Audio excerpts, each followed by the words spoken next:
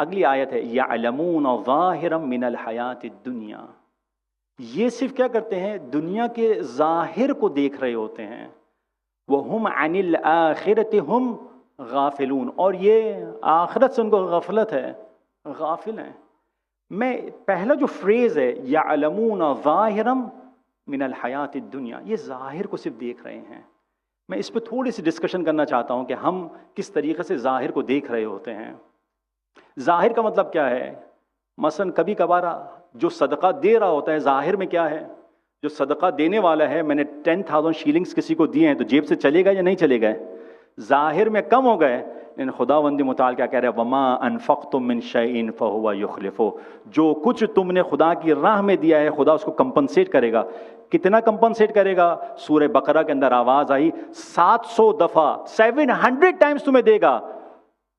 پھر اس کے بعد خداوند متعال کہتا ہے واللہ یضاعف لمن یشاء، خداوند متعال اور بھی زیادہ دے سکتا ہے، جتنا دینا چاہے وہ دے سکتا ہے، جس کو دینا چاہے دے سکتا ہے.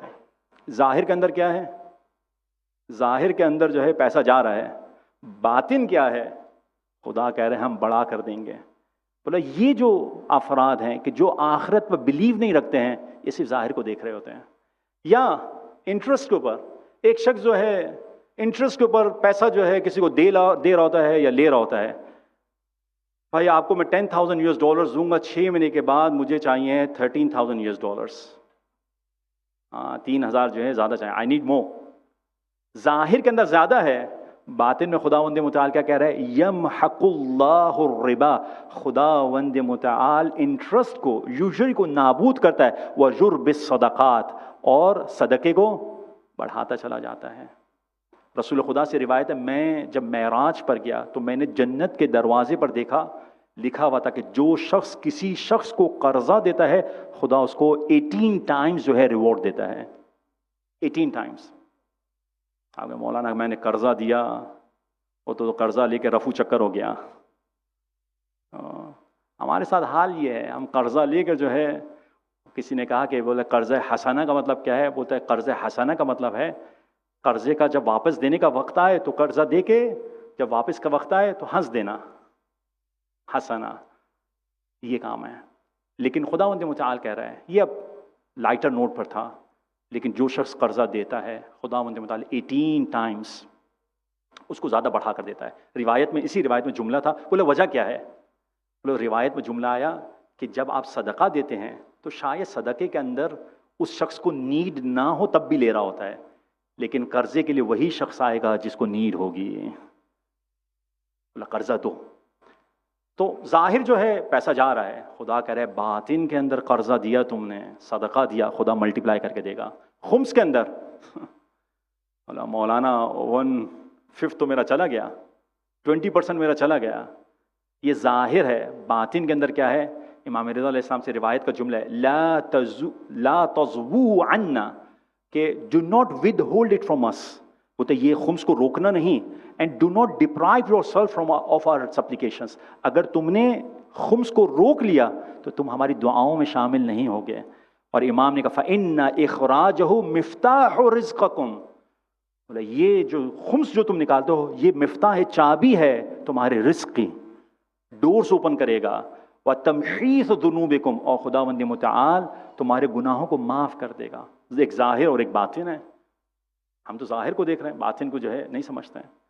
اب یہ تھوڑا سا ایسا ٹاپک ہے، بل جو حجاب کرتی ہیں یہ لیڈیز جو ہیں ہماری مائیں اور بہنیں، اس کو میں ظاہر میں دیکھ رہا ہوں تو ریسٹرکشن ہے. باطن میں کیا ہے؟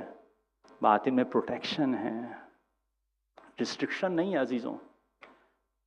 آپ ایمینوئل میکرون جو ہے 2022 کے اندر اس نے ایک ٹویٹ کی اور اس نے یہ کہا کہ ہماری بہت ساری لیڈیز جو ہیں وہ پبلک ٹرانسپورٹیشن کو اوائڈ کر رہی ہیں. صحیح ہے، کیونکہ سیکچول ہراسمنٹ کی وجہ سے.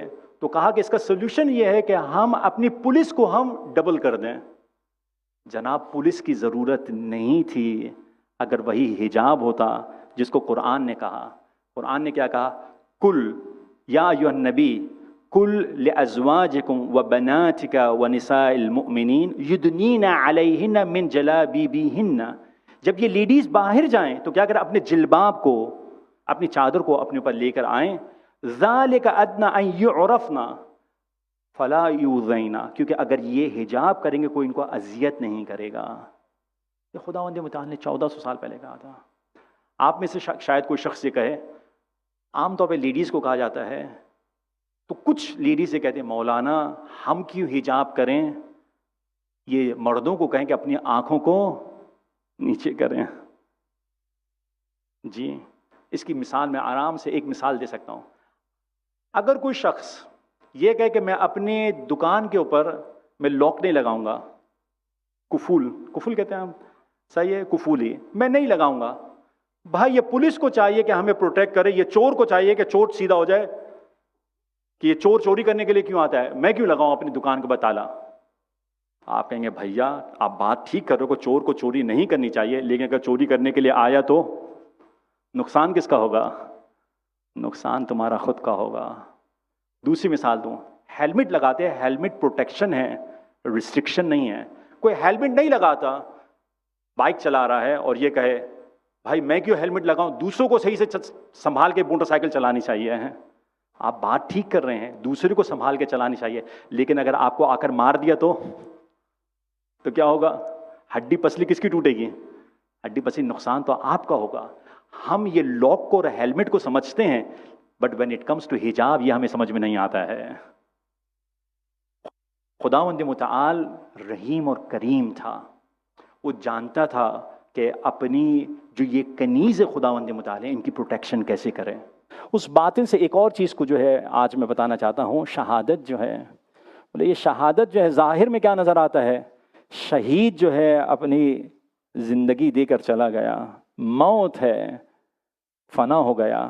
جب خدا کیا کہہ رہا ہے، وَلَا تَحْسَبَنَّ الَّذِينَ قُتِلُوا فِي سَبِيلِ اللَّهِ اموات. کبھی بھی ایک جگہ خداوند متعال نے کہا وَلَا تَقُولُوا، جب مسلمانوں سے خطاب کیا تو کہا کہنا بھی نہیں، لیکن جب اپنے حبیب سے خطاب کیا اے حبیب کہنے کی بات دور، یہ سوچنا بھی نہیں.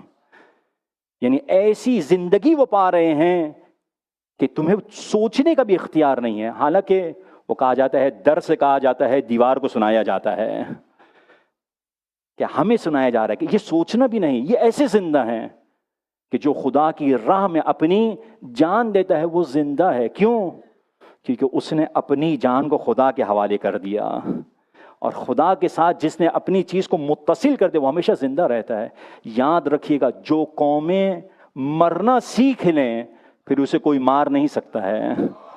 آپ زیادہ سے زیادہ اس کی جان لے سکتے ہیں، لیکن اس کا جو بلیو ہے، جو اس کی فکر ہے، اس سے کوئی نہیں چھین سکتے ہیں. پرابلم یہ ہے کہ میرا جو ویژن ہے وہ بہت چھوٹا ویژن ہے. کیوں؟ خدا نے آگے جا کے خود کہہ دیا.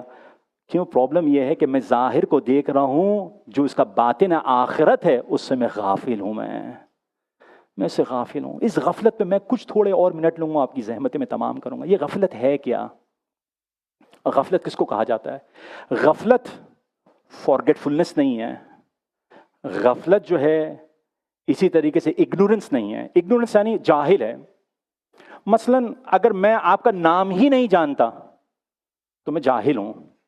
یہ اس کو غفلت نہیں کہا، نگلیکٹ فلنس نہیں کہا جائے، آپ اس کو ہیڈلیسنس نہیں کہیں گے. آپ ایک جاہل ہے. ایک انسان کیا ہے؟ ایک انسان بھول گیا، اس کے ذہن میں نہیں آیا، میں بھول گیا، تو یہ نسیان ہے. لیکن ایک دفعہ ایسا ہے کہ میں آپ سے رابطہ اتنا قطع کر دوں، ماں باپ کو اتنا چھوڑ دوں، آہستہ آہستہ میری زندگی سے وہ ختم ہو جائیں.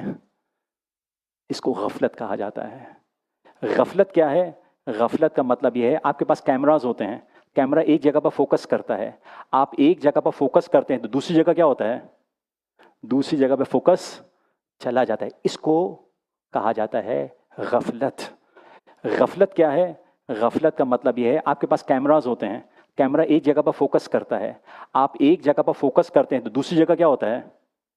دوسری جگہ پہ فوکس چلا جاتا ہے. اس کو کہا جاتا ہے غفلت. یعنی آپ ایک جگہ پہ اتنا فوکس کر رہے ہیں، دوسری چیز کو چھوڑ چکے ہیں.